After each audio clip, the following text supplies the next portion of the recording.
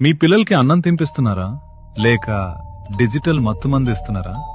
ప్లేట్లో ఉన్నది అమృతమే కావచ్చు, కానీ వాళ్ళ కళ్ళు చూస్తున్నది ఫోన్ అనే విషయం. ఆ స్క్రీన్ వెలుగులో వాళ్ళ అన్నం తినడం లేదు మావా, ఒక హిప్నటైజ్ చేయబడిన రోబోలా యాంత్రికంగా నోరు తెరుస్తున్నారు. సైన్స్ ఏం చెప్తుందో తెలుసా? మెదడు కార్టూన్ లోకంలో బిజీగా ఉంటే కడుపుకి ఆకలి సిగ్నల్స్ అందవు. దీన్నే మైండ్లెస్ ఈటింగ్ అంటారు. వాళ్ళు ఏం తింటున్నారో వాళ్లకే తెలీదు. దీనివల్ల భవిష్యత్తులో ఒబేసిటీ, డయాబెటిస్ మరియు జీర్ణ సమస్యలు వాళ్ల శరీరాన్ని తినేస్తాయి. అన్నిటికంటే బాధాకరమైన విషయం ఏంటంటే, ఫోన్ చూస్తూ తిన్న పిల్లాడికి కూర రుచి తెలీదు.